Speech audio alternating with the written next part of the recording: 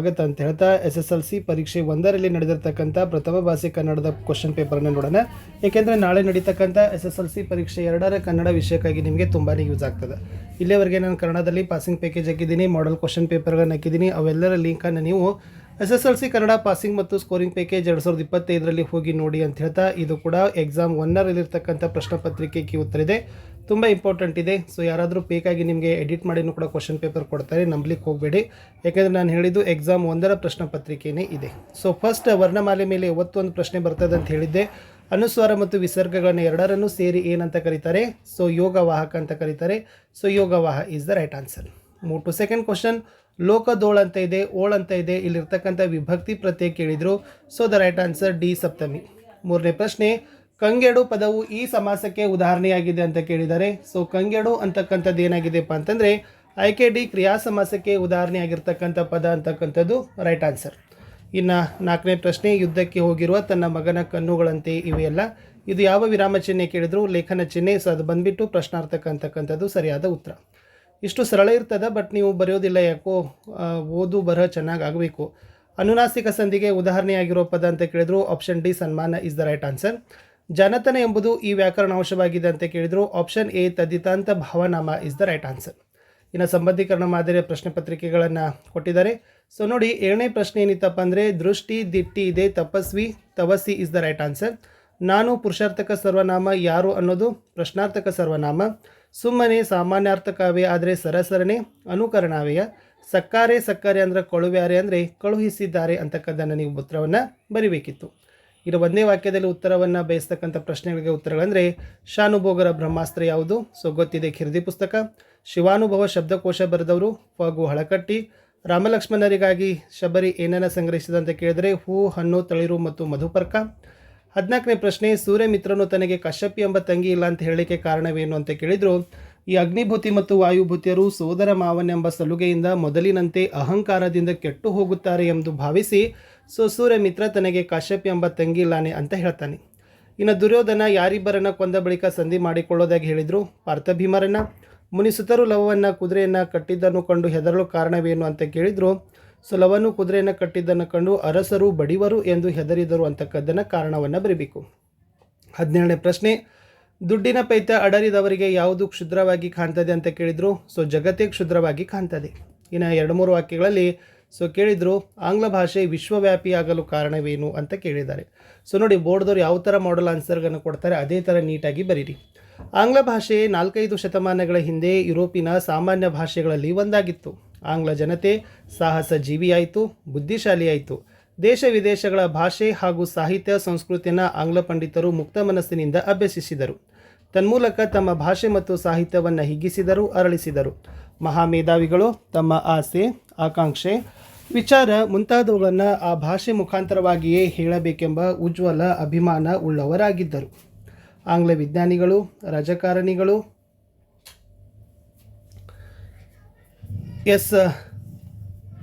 ಅರ್ಥಶಾಸ್ತ್ರಜ್ಞರು, ಹೀಗೆ ಎಲ್ಲರೂ ತಮ್ಮ ಭಾಷೆಯನ್ನೇ ಬಳಸಿದರು. ಆಂಗ್ಲ ಜನರ ಸಂಕಲ್ಪ, ಕೃಷಿಯ ಕಾರಣದಿಂದ ಅದು ಆಂಗ್ಲ ಭಾಷೆ ವಿಶ್ವವ್ಯಾಪಿಯಾಗಿ ಬೆಳೀತು ಅನ್ನೋದನ್ನು ನೀವು ಬರೆದ್ರೆ ಸಾಕು. ಮುಂದಿನ ಪ್ರಶ್ನೆ. ಶಾನುಭೋಗರಿಗೆ ಮದಲಿಂಗನ ಕಣಿವೆಯಲ್ಲಿ ಬರುವಾಗ ಮನದಲ್ಲಿ ಮೂಡಿದ ಯೋಚನೆಗಳಾವುವು ಅಂತ ಕೇಳಿದ್ದಾರೆ. ಒಮ್ಮೆ ಶಾನುಭೋಗರು ಇರಸಾಲಿಗಾಗಿ ಚಿಕ್ಕನಾಯಕನಹಳ್ಳಿಗೆ ಹೋಗಿದ್ದರು. ಖಜಾನೆಗೆ ಹಣ ಕಟ್ಟಿ ಸ್ನೇಹಿತರನ್ನು ನೋಡಿಕೊಂಡು ಅಲ್ಲಿಂದ ವಾಪಸ್ಸು ಹೊರಡುವ ವೇಳೆಗೆ ಸಂಜೆ 6 ಗಂಟೆಯಾಗಿತ್ತು. ಅವರು ತಮ್ಮ ಹಳ್ಳಿಯನ್ನು ತಲುಪಬೇಕಾದರೆ ಮದಲಿಂಗನ ಕಣಿವೆಯನ್ನು ದಾಟಿ ಹೋಗಬೇಕಾಗಿತ್ತು. ಕಾಡು ದಾರಿ, ಆದರೂ ಬೆಳದಿಂಗಳು ಇದ್ದ ದಿನ. ಕಣಿವೆ ಬಳಿ ಬರುವಷ್ಟರಲ್ಲಿ ರಾತ್ರಿ ಆಯಿತು. ಹಸಿವಿನ ಜೊತೆ ಭಯವೂ ಸೇರಿ ಕಾಲು ಮತ್ತಷ್ಟು ಚುರುಕಾಯಿತು. ಸ್ವಲ್ಪ ದೊಡ್ಡ ದೊಡ್ಡ ಹೆಜ್ಜೆ ಹಾಕಿದರೆ ಊಟದ ಹೊತ್ತಿಗೆ ಊರು ಸೇರಬಹುದು ಎಂದು ಯೋಚಿಸುತ್ತಾ ಬೇಗ ಬೇಗ ನಡೆದರು. 20ನೇ ಪ್ರಶ್ನೆ. ಅರಿವನ್ನು ಕುರಿತು ವಚನಕಾರರ ದೃಷ್ಟಿಯನ್ನು ವಿವರಿಸಿರಿ ಅಂತ ಕೇಳಿದರು. ವಚನಕಾರರ ದೃಷ್ಟಿಯಲ್ಲಿ ಅರಿವು ಎಂದರೆ ತನ್ನಷ್ಟಕ್ಕೆ ತಾನು ಇರುವ ಕೇವಲ ತಿಳುವಳಿಕೆ, ಜ್ಞಾನ ಮಾತ್ರ ಅಲ್ಲ. ಅದು ಕ್ರಿಯೆಯ ಅನುಭವದಿಂದ ಒಡಮೂಡುವುದು. ಅದು ಕೇಳಿ ತಿಳಿದಿದ್ದಲ್ಲ, ಕ್ರಿಯೆಯಲ್ಲಿ ಮೂಡಿದ ತಿಳುವಳಿಕೆ. ಅದು ತರ್ಕವಲ್ಲ, ನಡೆಯಿಂದ ನುಡಿ ಹುಟ್ಟಿದರೆ ಅದು ಅರಿವು ಅಂತ ಬರೆದ್ರೆ ಸಾಕು. 21ನೇ ಪ್ರಶ್ನೆ. ಶಬರಿಯು ರಾಮಲಕ್ಷ್ಮಣರನ್ನು ಉಪಚರಿಸಿದ ರೀತಿಯನ್ನು ವಿವರಿಸಿರಿ ಅಂತ ಕೇಳಿದರು. ಈ ಶಬರಿ ರಾಮಲಕ್ಷ್ಮಣರನ್ನು ನೋಡಿ ಅಚ್ಚರಿ ಪಡ್ತಾಳೆ. ನಂತರ ಹತ್ತಿರ ಹೋಗಿ ಮೈಮುಟ್ಟಿ ಕಾಲಿಗೆ ಬಿದ್ದು ನಮಸ್ಕಾರ ಮಾಡ್ತಾಳೆ.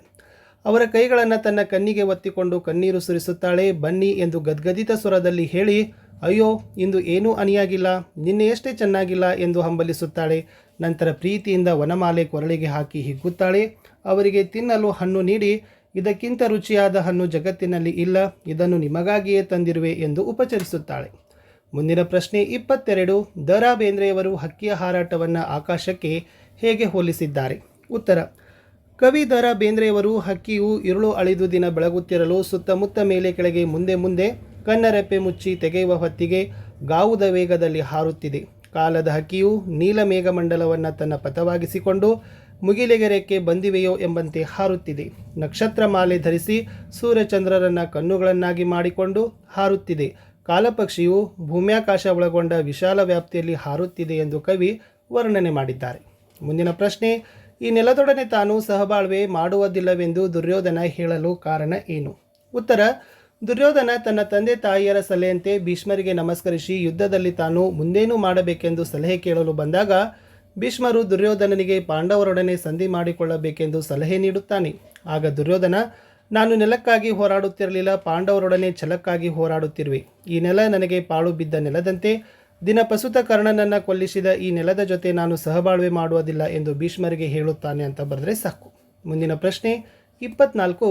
ಕವಯಿತ್ರಿ ಡಾಕ್ಟರ್ ವಿಜಯಶ್ರೀ ಸಬ್ರದ್ ಅವರು ಒಡೆಯನ ಮನೆ ಅಂಗಳದ ಪ್ರಕೃತಿಯ ಸಂಭ್ರಮವನ್ನು ಹೇಗೆ ವರ್ಣಿಸಿದ್ದಾರೆ? ಉತ್ತರ. ಕವಯಿತ್ರಿ ಡಾಕ್ಟರ್ ವಿಜಯಶ್ರೀ ಸಬ್ರದ್ ಅವರು ವಸಂತ ಮುಖ ತೋರಲಿಲ್ಲ ಎಂಬ ಕವನದಲ್ಲಿ ಒಡೆಯನ ಮನೆಯ ಅಂಗಳದಲ್ಲಿ ಮೈತುಂಬಿ ನಿಂತ ಮಾವಿನ ಮರಗಳಿವೆ, ಹಕ್ಕಿಗಳು ರೆಕ್ಕೆ ಬಿಚ್ಚಿ ಹಾರುತ್ತಿವೆ, ಕೋಗಿಲೆಗಳು ಮನದುಂಬಿ ಹಾಡುತ್ತಿವೆ, ಹೀಗೆ ಇಳೆಯಲ್ಲಿ ಕಡಲುಕ್ಕಿ ಹರಿಯುವ ಸಂಭ್ರಮ ಕಾಣುತ್ತಿದೆ ಎಂದು ವರ್ಣಿಸಿದ್ದಾರೆ. ಮುಂದಿನ ಪ್ರಶ್ನೆ 25. ವಿವೇಕಾನಂದರು ದೇಶದ ಪ್ರಗತಿ ಹೇಗೆ ಸ್ಥಿರವಾಗುವುದು ಎಂದು ವಿವರಿಸಿದ್ದಾರೆ? ಉತ್ತರ. ದೇಶದ ಭಾಷೆಯಲ್ಲಿ ಜನರಿಗೆ ಭಾವನೆಗಳನ್ನು ನೀಡಿದರೆ ಅವರು ವಿಷಯಗ್ರಹಣವನ್ನು ಮಾಡಿಕೊಳ್ಳುವರು. ಜ್ಞಾನರಾಶಿಗೆ ಆಘಾತವನ್ನು ಎದುರಿಸುವ ಶಕ್ತಿ ಇಲ್ಲ, ಆದುದರಿಂದ ಅವರಿಗೆ ಸಂಸ್ಕೃತಿಯನ್ನು ನೀಡಬೇಕು. ಏಕೆಂದರೆ ಕೇವಲ ಸಂಸ್ಕೃತಿ ಮಾತ್ರ ಆಘಾತವನ್ನು ಸಹಿಸಬಲ್ಲದು. ಸಂಸ್ಕೃತಿಯು ರಕ್ತದಲ್ಲಿ ಹರಿಯುವಂತೆ ಮಾಡಬೇಕು, ಆಗ ಮಾತ್ರ ದೇಶದ ಪ್ರಗತಿ ಸ್ಥಿರವಾಗುತ್ತದೆ ಎಂಬುದು ವಿವೇಕಾನಂದರು ಹೇಳಿದ್ದಾರೆ.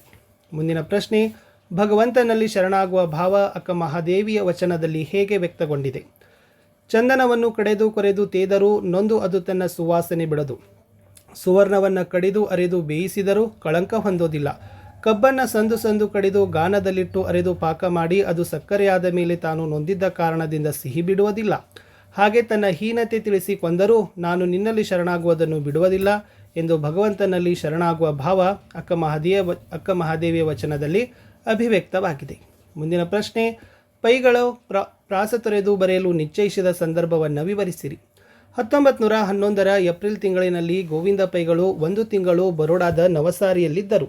ಆಗ ಒಂದು ಮುಂಜಾನೆ ಮಾಳಿಗೆಯಲ್ಲಿ ಶತಪದಯ್ಯಗೈಯುತ್ತಿದ್ದಾಗ ಹಠತ್ತಾಗಿ ಆಗೋದು ಹೋಗೋದು ದೇವರ ಇಚ್ಛೆ, ಹೂಡೋದು ಬಿತ್ತೋದು ನನ್ನ ಇಚ್ಛೆ, ಇನ್ನು ಮೀನಮೇಷ ನೋಡದೆ ಪ್ರಾಸವನೀಗಲೇ ತೊರೆದು ಬಿಡುವುದೇ ನಿಶ್ಚಯಂ ಎಂದು ಪೈಗಳು ಪ್ರಾಸ ಬಿಟ್ಟು ನಿಶ್ಚಯಿಸಿದರು. ರವೀಂದ್ರನಾಥ್ ಠಾಗೂರರ ಭಾರತಲಕ್ಷ್ಮಿ ವಿದಾಯ ಗೀತೆಗಳನ್ನು, ಶೇಖ್ ಮೊಹಮ್ಮದ್ ಇಕ್ಬಾಲರ ಹಿಂದೂಸ್ತಾನ್ ಹಮಾರ ಗೀತವನ್ನು ಕನ್ನಡಿಸಿ ಸ್ವದೇಶಾಭಿಮಾನಿ ಪತ್ರಿಕೆಯಲ್ಲಿ ಪ್ರಕಟಿಸಿದರು ಅಂತ ಬರೆದ್ರೆ ಸಾಕು. ಇನ್ನು ಕವಿ ಸಾಹಿತಿಗಳ ಪರಿಚಯವನ್ನು ಬರೀಬೇಕು. ಸೊ ಫಸ್ಟೇ ಕೊಟ್ಟಿದ್ರು ಎಂ ಮರಿಯಪ್ಪ ಭಟ್ಟ. ಸೊ ನೋಡಿ, ಅವರ ಕಾಲ ಬರೀತಕ್ಕಂಥದ್ದು 1906, ಸ್ಥಳ ದಕ್ಷಿಣ ಕನ್ನಡ ಜಿಲ್ಲೆಯ ಪುತ್ತೂರು ತಾಲೂಕಿನ ಕಬಕ. ಕೃತಿಗಳು ತುಳು ಇಂಗ್ಲಿಷ್ ನಿಘಂಟು, ಕನ್ನಡ ಸಂಸ್ಕೃತಿ, ಅಭಿನವ ಮಂಗರಾಜನ ನಿಘಂಟು, ಜಾತಕ ತಿಲಕ. ಪ್ರಶಸ್ತಿಗಳನ್ನು ನೋಡೋದಾದರೆ ಕರ್ನಾಟಕ ಸರ್ಕಾರದ ಪುರಸ್ಕಾರ, ಸಾಹಿತ್ಯ ಅಕಾಡೆಮಿ ಪ್ರಶಸ್ತಿ ಸಿಕ್ಕಿದೆ ಅಂತ ಬರೆದ್ರೆ ಸಾಕು. ಇನ್ನು ಕುಮಾರವ್ಯಾಸರು ಕೇಳಿದ್ದಾರೆ. ಸೊ ಹೆಸರು ಗದುಗಿನ ನಾರಣಪ್ಪ, ಕಾಲ ಸಾಮಾನ್ಯ ಶಕ 1430, ಸ್ಥಳ ಗದಗ ಪ್ರಾಂತ್ಯದ ಕೋಳಿವಾಡ. ಕೃತಿಗಳು ಕರ್ನಾಟಕ ಭಾರತ ಕಥಾಮಂಜರಿ, ಐರಾವತ. ಬಿರುದು ರೂಪಕ ಸಾಮ್ರಾಜ್ಯ ಚಕ್ರವರ್ತಿ ಅಂತ ಬರೆದ್ರೆ ಸಾಕು. ಇನ್ನು ಪ್ರಸ್ತಾರ ಹಾಕಿ ಗಣ ವಿಭಾಗ ಮಾಡಿ ಛಂದಸ್ಸಿನ ಹೆಸರನ್ನು ಬರೀಬೇಕು. ಒಂದೇ ಸಾಲಿದ್ದಾವೆ. ಸೊ ಅಕ್ಷರಗಳನ್ನು ನೋಡಿದರೆ 20 ಅಕ್ಷರ ಇದ್ದಾವೆ. ಸೊ ಇದು ಚಂಪಕ ಮಾಲಾ ವೃತ್ತದ ಲಕ್ಷಣವಾಗಿದೆ. ಸೊ ಲಘುಗುರು ಹಾಕಿ ಗಣ ವಿಗಡಣೆ ಮಾಡಿ ನಜಬಜ ಜಂಜರಂ ಅಂತಕ್ಕಂಥದ್ದು ಅದರ ಸೂತ್ರ ಇದೆ ಬರೆದು ಕೆಳಗಡೆ ಇದು ಅಕ್ಷರಗಣ ಆಧಾರಿತ ಚಂಪಕ ಮಾಲಾ ವೃತ್ತ ಆಗಿದೆ ಅಂತ ಬರೆದ್ರೆ ಸಾಕು.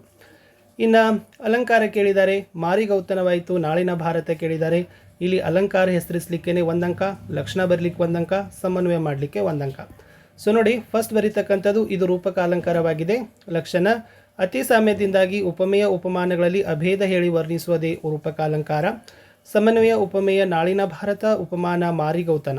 ಇಲ್ಲಿ ಉಪಮೇಯವಾದ ನಾಳಿನ ಭಾರತ ಹಾಗೂ ಉಪಮಾನವಾದ ಮಾರಿಗೌತನ ಇವೆರಡರ ನಡುವೆ ಅಭೇದವನ್ನು ರೂಪಿಸಿರುವುದರಿಂದ ಇದು ರೂಪಕಾಲಂಕಾರದ ಲಕ್ಷಣವಾಗಿದೆ ಅಂತ ಬರೆದ್ರೆ ಸಾಕು. ಇನ್ನು ಗಾದೆ ಮಾತನ್ನು ಕೇಳಿದ್ರು, ಆಳಾಗಬಲ್ಲವನು ಅರಸನಾಗಬಲ್ಲ, ಒಗ್ಗಟ್ಟಿನಲ್ಲಿ ಬಲವಿದೆ. ಇದನ್ನು ಬರೆಯುವಾಗ ಗಾದೆಯ ಮಹತ್ವಕ್ಕೆ ಒಂದಂಕ, ಅರ್ಥಕ್ಕೆ ಒಂದಂಕ, ನಿಮ್ಮ ಭಾಷಾ ಶೈಲಿ ಮತ್ತು ಪದಬಂಧಕ್ಕೆ ಒಂದಂಕ ಇರ್ತದೆ. ನೀಟಾಗಿ ಒಂದು 8ರಿಂದ 10 ಸಾಲ ಬರೆದ್ರು ಅಂಕಗಳನ್ನು ಕೊಟ್ಟೇ ಕೊಡ್ತಾರೆ. ಸಂದರ್ಭಗಳಿಗೆ ಹೋಗೋಣ. ಸೊ ಭಾಳ ಈಸಿಯಾಗಿರ್ತದೆ. ಗದ್ಯದಿಂದ 3 ವಾಕ್ಯ, ಪದ್ಯದಿಂದ 3 ವಾಕ್ಯಗಳಿರ್ತವೆ. ನೀವು ಆರಾಮಾಗಿ ಏನು ಮಾಡ್ಬೋದಪ್ಪ ಅಂತಂದರೆ ಬರಿಬಹುದು. ಸೊ ಫಸ್ಟ್ ನೋಡಿ, ಶಿಕ್ಷಣಕ್ಕಾಗಿ ಶಿಕ್ಷಣವಿರಬೇಕು ಅಂತ ಕೇಳಿದ್ದಾರೆ. ಫಸ್ಟ್ ಸ್ಟೆಪ್ ಆಯ್ಕೆ ಬರೀಬೇಕು. ಪ್ರಸ್ತುತ ವಾಕ್ಯವನ್ನು DS ಜಯಪ್ಪಗೌಡ ಅವರು ಬರೆದಿರುವ ದಿವಾನ್ ಸರ್ ಎಂ ವಿಶ್ವೇಶ್ವರಯ್ಯನವರ ಕಾರ್ಯಸಾಧನೆಗಳು ಕೃತಿಯಿಂದ ಆಯ್ದ ಭಾಗ್ಯಶಿಲ್ಪಿಗಳು ಎಂಬ ಗದ್ಯಪಾಠದಿಂದ ಆರಿಸಲಾಗಿದೆ. ಸೊ ಸಂದರ್ಭ ಏನಪ್ಪ ಅಂದರೆ, ಶಿಕ್ಷಣದ ಮಹತ್ವ ಮತ್ತು ಶಿಕ್ಷಣ ಪ್ರಸಾರ ಆಗಬೇಕು ಅಂತ ಹೇಳೋ ಸಂದರ್ಭದಲ್ಲಿ ಲೇಖಕರು ಈ ಮಾತನ್ನು ಹೇಳಿದ್ದಾರೆ. ಸೊ ಸ್ವಾರಸ್ಯ, ಶಿಕ್ಷಣದ ಮಹತ್ವ ಎಷ್ಟೊಂದಿತ್ತು ಅನ್ನೋದನ್ನು ಸರ್ ಎಂ ವಿಶ್ವೇಶ್ವರಯ್ಯನವರ ಮಾತುಗಳಲ್ಲಿ ವ್ಯಕ್ತವಾಗಿದೆ ಅಂತ ಬರೆದ್ರೆ ಸಾಕು. ಮುಂದಿನ ವಾಕ್ಯ ಪ್ರವಾಸ ಶಿಕ್ಷಣದ ಒಂದು ಭಾಗ. ಸೊ ಇದು ವಿಕ್ರು ಗೋಕಾಕ್ ಅವರು ಬರೆದಿರುವ ಲಂಡನ್ ನಗರ ಗದ್ಯಪಾಠದ ವಾಕ್ಯವಾಗಿದೆ. ಸೊ ಅವಾಗ ಪ್ರವಾಸಕ್ಕೆ ಹೋಗಿರ್ತಕ್ಕಂಥ ಸಂದರ್ಭದಲ್ಲಿ ವಿವರಗಳನ್ನು ದಾಖಲಿಸ್ತಾರೆ. ಪ್ರವಾಸದ ಮಹತ್ವವನ್ನು, ಇದು ಬೇಕನ್ರವರ ಮಾತು ಇದೆ ಅನ್ನೋದು ನಿಮಗೆ ಗೊತ್ತಿರಲಿ. ಸೊ ಸ್ವಾರಸ್ಯ ಏನಪ್ಪ ಅಂದರೆ, ದೇಶ ಸುತ್ತಿ ನೋಡು ಇಲ್ಲ ಕೋಶ ಓದಿ ನೋಡು ಅಂತಕ್ಕಂಥ ಮಾತಿಗೆ ನಾವು ಪೂರಕವಾಗಿ ಪ್ರವಾಸ ಮಾಡಬೇಕು, ಇಲ್ಲಾಂದರೆ ಪುಸ್ತಕಗಳನ್ನು ಓದಬೇಕು ಅನ್ನೋದು ಬರಿಬೇಕಿತ್ತು. ಇನ್ನು ನೆಕ್ಸ್ಟ್ ಅಗ್ನಿಭೂತಿ ವಾಯುಭೂತಿಯರ ಕಥೆಯಿಂದ ವಾಕ್ಯ ಇತ್ತು. ವಿದ್ಯಾರ್ಥಿಗಳಾಗಿ ಯೋಧಂ ಕಲ್ವಮೆಂಬಲ್ತಿಯೋಳ್ ಬಂದರಿ ಪಡೆ ಅಂತ ಇದೆ. ಇದು ಶಿವಕೋಟ್ಯಾಚಾರ್ಯರು ಬರೆದಿರುವ ಅಗ್ನಿಭೂತಿ ವಾಯುಭೂತಿಯರ ಕಥೆಯಿಂದ ಏನು ವಾಕ್ಯ ಇದೆ. ಸೊ ಇದನ್ನು ಸೂರ್ಯಮಿತ್ರ ಏನು ಮಾಡ್ತಾನೆ, ತನ್ನ ಅಳಿಯಂದರಿಗೆ, ಯಾರಿಗೆ, ಅಗ್ನಿಭೂತಿ ಮತ್ತು ವಾಯುಭೂತಿ ಅವರಿಗೆ ಹೇಳ್ತಾರೆ ಅಂತಕ್ಕಂಥ ವಾಕ್ಯ ಇತ್ತು. ಅದು ಸಂದರ್ಭ ಮತ್ತು ಸ್ವಾರಸ್ಯನೂ ಕೂಡ ಇದೆ. ಇನ್ನು ನೆಕ್ಸ್ಟ್ ಮುಂದಿನ ಒಂದು ವಾಕ್ಯ ಸಾರ್ವಭೌಮರ ನೆತ್ತಿಯ ಕುಕ್ಕಿ ಅಂತ ಇದೆ. ಇದು ಹಕ್ಕಿ ಹಾರುತ್ತಿದೆ ನೋಡಿದ್ದೀರಾ, ದ.ರಾ ಬೇಂದ್ರೆ ಅವರು ಬರೆದಿರ್ತಕ್ಕಂಥ ಪದ್ಯಪಾಠದ ಸಾಲ. ಇನ್ನು ಕಾಲಪಕ್ಷಿಯ ಇತಿಹಾಸವನ್ನು ಹೇಳ್ತಕ್ಕಂಥ ಸಂದರ್ಭದಲ್ಲಿ ಕವಿ ಈ ಮಾತನ್ನು ಹೇಳಿದ್ದಾರೆ ಅನ್ನೋದನ್ನು ನೀವೇನು ಮಾಡಬೇಕಿತ್ತು, ಬರಿಬೇಕಿತ್ತು. ಇನ್ನು ಲಾಸ್ಟ್ 37ರಲ್ಲಿ ಗಿಳಿಯದೆ ಬಣ್ಣದ ನೋಟ ಅಂತ, ಇದು ಕುವೆಂಪು ಅವರ ಹಸಿರು ಪದ್ಯದ ಸಾಲುಗಳಾಗಿದೆ. ಅಂದರೆ ಈ ಹಸಿರು ಅಶ್ವಯುಜ ಮಾಸದಲ್ಲಿ ಎಲ್ಲೆಲ್ಲೂ ವ್ಯಾಪಿಸಿದೆ ಅಂತಕ್ಕಂಥ ಹೇಳೋ ಸಂದರ್ಭದಲ್ಲಿ, ಶಾಲಿವನದ ಬಗ್ಗೆ ಹೇಳ್ತಕ್ಕಂಥ ಸಂದರ್ಭದಲ್ಲಿ ಈ ಮಾತು ಬಂದಿದೆ. ಸೊ ಇದನ್ನು ಕೂಡ ನೀವು ಆರಾಮಾಗಿ ಬರಿಬೋದು. ಇನ್ನು ಲಾಸ್ಟ್ ವೀರಲವ ಪದ್ಯದ ಒಂದು ಸಾಲಿತ್ತು. ಊರ್ವಿಯೋಳು ಕೌಸಲ್ಯ ಪಡೆದ ಕುವಾರಂ ರಾವನೋರ್ವನೇ ವೀರ ಅಂತ ಇದೆ. ಸೊ ಇದು ಲಕ್ಷ್ಮೀಶ ಬರೆದ ವೀರಲವ ಪದ್ಯಪಾಠದ ಸಾಲಾಗಿದೆ. ಇಲ್ಲಿ ಲವ ವಾಲ್ಮೀಕಿ ಆಶ್ರಮದ ಉಪವನಕ್ಕೆ ಬಂದ ಯಾಗದ ಕುದುರೆ ತೋಟವನ್ನು ತುಳಿದು ಹಾಳು ಮಾಡುತ್ತಿದೆ ಎಂದು ಕಳವಳಗೊಂಡು ಮುನಿಸುತರೊಡನೆ ಕುದುರೆ ಬಳಿಗೆ ಧಾವಿಸಿ ಅದರ ಹಣೆಯ ಮೇಲಿದ್ದ ಬರಹ ನೋಡುತ್ತಾ ಈ ಮೇಲಿನ ವಾಕ್ಯವನ್ನು ಓದ್ತಾನೆ. ಸೊ ಅದು ಸ್ವಾರಸ್ಯ. ಹಾಡುಗಳಲ್ಲಿ ಈ ಸರಿ ಏನು ಹಳಗನ್ನಡ ಕೊಟ್ಟಿದ್ರು. ಸೊ ನೀವು ಏನು ಮಾಡಬೇಕಾಗಿತ್ತು, ಅದನ್ನು ಚೆನ್ನಾಗಿ ಬರೀಬೇಕಿತ್ತು. ಅಂತರ್ಬ ನಾರ್ಗೆ ಪಿರಿದುಂ ಭ್ರಾಂತುದಲೇಂ ದ್ರೋಣನೆಂಬನೆ ಪಾರ್ವನೆ ಪೆರಂಚತರ್ಗೆ ಕೆಳೆಯನೆ ನೋಂ ಕತಿನನೆಂದು ಸಭೆಯೋಳು ನುಡಿದಂ ಅಂತ ಇದೆ. ಸೊ ನೋಡಿ, ಇನ್ನು ನೆಕ್ಸ್ಟ್ ಮೌಲ್ಯಾಧರಿಸಿ ಸಾರಾಂಶ ಬರಲಿಕ್ಕೆ ನಿಮಗೆ ಹಲಗಲಿ ಬೇಡರು ಪದ್ಯದ ಸಾಲುಗಳನ್ನು ಕೊಟ್ಟಿದ್ರು. ಜಡಗ ಹೇಳುತ್ತಾನೋ ಹೊಡೇರಿ ಇವರ ಘೂರಘಾತಕರ ಅಂತ ಇದೆ. ಸೊ ಇಲ್ಲಿನೂ ಕೂಡ ಫಸ್ಟ್ ನೀವು ಆಯ್ಕೆ ಬರೀಬೇಕಾಗ್ತದೆ ಫ್ರೆಂಡ್ಸ್. ಸೊ ಆಯ್ಕೆ ಬರೀಬೇಕು. ಈ ಸಾಲುಗಳು ಯಾರು ಬರೆದಿದ್ದಾರೆ, ಯಾವ ಪದ್ಯದ್ದು, ಏನು ಮೌಲ್ಯ ಇದೆ ಅನ್ನೋದನ್ನು. ಆಮೇಲೆ ಹತ್ತಿರದ್ದು ಒಂದು 5-6 ಸಾಲುಗಳಲ್ಲಿ ಮೌಲ್ಯಗಳನ್ನು ಬರೀಬೇಕು. ಓಕೆನಾ, ಸಾರಾಂಶ ನಾಟ್ ಓನ್ಲಿ ಮೌಲ್ಯಗಳನ್ನು ಬರೆದ್ರೆ ಅಂಕಗಳನ್ನು ಕೊಡ್ತಾರೆ. ಇನ್ನು ನೆಕ್ಸ್ಟ್ ಏನದಪ್ಪ ಅಂದರೆ 4 ಮಾರ್ಕ್ಸಿಗೆ ರಾಹಿಲ ಮುದುಕಿಯ ಕುಟುಂಬಕ್ಕೂ ಮುದುಕಿ ರಾಹಿಲನಿಗೂ ಮಾಡಿದ ಸಹಾಯ ಕೇಳಿದ್ದಾರೆ. ಸೊ ಇದು ಯುದ್ಧ ಪಾಠದ ಪ್ರಶ್ನೆ. ಆಮೇಲೆ ಮುದುಕಿ ರಾಹಿಲನಿಗೂ ಸೈನಿಕರಿಂದ ರಕ್ಷಿಸಿದ ಬಳಿಕ ಯುದ್ಧದಲ್ಲಿ ತನಗಾದ ಅನುಭವವನ್ನು, ಸಂಕಟವನ್ನು ಹೇಗೆ ವಿವರಿಸಿದಳು ಅಂತ ಇದೆ. ಈ ಪ್ರಶ್ನೆ ಉತ್ತರ ರಾಹಿಲ್ ಮುದುಕಿಗೂ ಮುದುಕಿ ರಾಹಿಲನಿಗೂ ಮಾಡಿದ ಏನು ಸಹಾಯ ಇದೆಯಲ್ಲ ಅದು ಹೇಳ್ತಕ್ಕಂಥ ಉತ್ತರ ಇದೆ. ಸೊ ಇದನ್ನು ಕೂಡ ಸ್ವಲ್ಪ ಸ್ಕ್ರೀನ್ಶಾಟ್ ತೊಗೊಳ್ರಿ. ಸೊ ಈಸಿಯಾಗಿರ್ತಕ್ಕಂಥದ್ದು ಇದೆ. ಓಕೆನಾ. ಸೊ ಇಲ್ಲಿಂದ 4 ಮಾರ್ಕ್ಸಿನ ಪ್ರಶ್ನೆಗಳನ್ನು ನಿಮ್ಗೆ ಏನು ಮಾಡಿದ್ರಪ್ಪ ಅಂದರೆ ಕೇಳಿದರು. ಇನ್ನು ಪದ್ಯಪಾಠದಲ್ಲಿ ನೋಡೋದಾದರೆ ಫ್ರೆಂಡ್ಸ್, ಯಾವ ಪದ್ಯ ಇತ್ತಂತಂದರೆ, ನಾವು ಯಾವ ಸಂಕಲ್ಪ ಕೈಗೊಳ್ಳಬೇಕೆಂದು ಕವಿ ಜಿ.ಎಸ್. ಶಿವರುದ್ರಪ್ಪರವರ ಆಶಯ ಮತ್ತು ಸಂಕಲ್ಪ ಮತ್ತು ಅನುಷ್ಠಾನದ ಕುರಿತು ಜಿ.ಎಸ್. ಶಿವರುದ್ರಪ್ಪರವರ ಅಭಿಪ್ರಾಯ ಕೇಳಿದರು. ಜಸ್ಟ್ ಅದರ ಸಾರಾಂಶ ಬರೆದರೂ ಕೂಡ ನಿಮಗೆ ಅಂಕಗಳನ್ನು ಕೊಡ್ತಿದ್ರು. ಸಂಕಲ್ಪ ಗೀತೆ ಪದ್ಯದ್ದು ಬಹಳ ಈಸಿಯಾಗಿರ್ತಕ್ಕಂಥ ಪ್ರಶ್ನೆ ಉತ್ತರವನ್ನು ನೀವಲ್ಲಿ ಕೇಳಿದ್ರಿ. ಇದು ಸಂಕಲ್ಪ ಮತ್ತು ಅನುಷ್ಠಾನದ ಬಗ್ಗೆ ಇರತಕ್ಕಂಥ ಪ್ರಶ್ನೆ ಉತ್ತರ ಆಗಿತ್ತು. ಸೊ ಭಾಳ ಈಸಿಯಾಗಿರ್ತಕ್ಕಂಥದ್ದು. ಡ್ರೈವಲ್ಲಿ ಕ್ವಶನ್ ಪೇಪರ್ ಆನ್ಸರನ್ನು ಹಾಕ್ತೀನಿ, ಅದನ್ನು ಕೂಡ ನೋಡ್ಕೊಡ್ರಿ ಅಂತ ಹೇಳ್ತಾ. ಇನ್ನು ಪ್ಯಾಸೇಜ್ ಇತ್ತು. ಸೊ ವೆರಿ ಈಸಿಯಾಗಿರ್ತಕ್ಕಂಥ ಪ್ಯಾಸೇಜ್ಗೆ ಉತ್ತರಗಳನ್ನು ಕೊಡ್ತಕ್ಕಂಥದ್ದಿತ್ತು. ಸೊ ಆಲ್ರೆಡಿ ಇಲ್ಲಿ ಬರೆದಿದ್ದಾರೆ ನೋಡಿ. 19ನೇ ಶತಮಾನದಲ್ಲಿ ಕನ್ನಡದ ಸ್ಥಿತಿ ಹೇಗಿತ್ತು ಅಂತ ಕೇಳಿದರು. ಆಲ್ರೆಡಿ ಒಂದು ಪ್ಯಾರಾಗ್ರಾಫಲ್ಲಿ ಕನ್ನಡದ ಸ್ಥಿತಿ ಅಂತ ಎಲ್ಲಿದೆಯಲ್ಲ ಅದರದ್ದು ಒಂದು 2ರಿಂದ 3 ಸಾಲು ಹಿಂದಿಂದು ಮತ್ತು ಮುಂದಿನ 2-3 ಸಾಲು ಬರೆದ್ರು ಆರಾಮಾಗಿ 2 ಮಾರ್ಕ್ಸ್ ಕೊಡ್ತಾರೆ. ಅದೇ ಥರ ಡೆಪ್ಟಿ ಎಜುಕೇಷನ್ ಹೆಲ್ತ್ ಮಿನಿಸ್ಟರ್ ಆಗಿ ಸಲ್ಲಿಸಿದ ಸೇವೆ ಕೇಳಿದರು ಡೆಪ್ಟಿ ಚನ್ನಬಸಪ್ಪ ಅವ್ರ ಬಗ್ಗೆ. ಅದನ್ನು ಕೂಡ ಅವ್ರ ಮೇಲೆ ಪ್ಯಾರಾಗ್ರಾಫಲ್ಲಿ ಕೊಟ್ಟಿದ್ದರು. ಸೊ ಈಸಿಯಾಗಿ 4 ಮಾರ್ಕ್ಸನ್ನು ನೀವು ಪಡಿಬೋದು. ಇನ್ನು ಪತ್ರಲೇಖನಕ್ಕೆ ಬರ್ತೀನಿ. ಸೊ ನೋಡಿ, ಪತ್ರಲೇಖನದಲ್ಲಿ ಮನವಿ ಪತ್ರಗಳನ್ನು ಬರೀಬೇಕು ಮತ್ತು ಗೆಳೆಯನಿಗೆ ಅಥವಾ ವೈಯಕ್ತಿಕ ಪತ್ರ ಬರೀಬೇಕಾದ್ರೆ ವ್ಯತ್ಯಾಸ ಇದೆ. ಸೊ ಮನವಿ ಪತ್ರಗಳನ್ನು ಬರೀಬೇಕಾದ್ರೆ ಇಂದಗೆ ಸಂಬೋಧನೆಗೆ 1 ಮಾರ್ಕ್ಸ್ ಕೊಡ್ತಾರೆ, ಪತ್ರದ ಒಡಲಿಗೆ 2, ವಂದನೆ ಮುಕ್ತಾಯಕ್ಕೆ 1 ಅಂಕ, ಭಾಷಾ ಶೈಲಿಗೆ 1 ಅಂಕ. ಲಾಸ್ಟ್ ಖಾಸಗಿ ಅಥವಾ ಗೆಳೆಯನಿಗೆ ಸಂಬಂಧಿಕರಿಗೆ ಬರೀತಕ್ಕಂಥ ಪತ್ರಗಳಲ್ಲಿ ಇಂದ ವಿಳಾಸ ದಿನಾಂಕ ಸಂಬೋಧನೆಗೆ 1 ಮಾರ್ಕ್, ಪತ್ರದ ಒಡಲಿಗೆ 2 ಮಾರ್ಕ್, ಮುಕ್ತಾಯಕ್ಕೆ 1 ಅಂಕ, ಭಾಷಾ ಶೈಲಿಗೆ 1 ಅಂಕ. ಸೊ ಟೋಟಲಿ 5 ಮಾರ್ಕ್ಸ್ ಕೊಡ್ತಾರೆ. ಇದು ಮೇಲಿನ ಮನವಿ ಪತ್ರ ಇದೆ, ಇದು ವೈಯಕ್ತಿಕ ಪತ್ರ ಇದೆ. ಸೊ ಗೊತ್ತಿಲ್ಲ, ಕನ್ಫ್ಯೂಸ್ ಮಾಡ್ಕೊಳ್ಳಿಕ್ಕೆ ಹೋಗಬೇಡಿ. ಸೊ ನಿಬಂಧದಲ್ಲಿ ಏನು ಕೊಟ್ಟಿದ್ರು, ನೈಸರ್ಗಿಕ ವಿಪತ್ತು ನಿರ್ವಹಣಾ ಕಾರ್ಯದಲ್ಲಿ ತಂತ್ರಜ್ಞಾನದ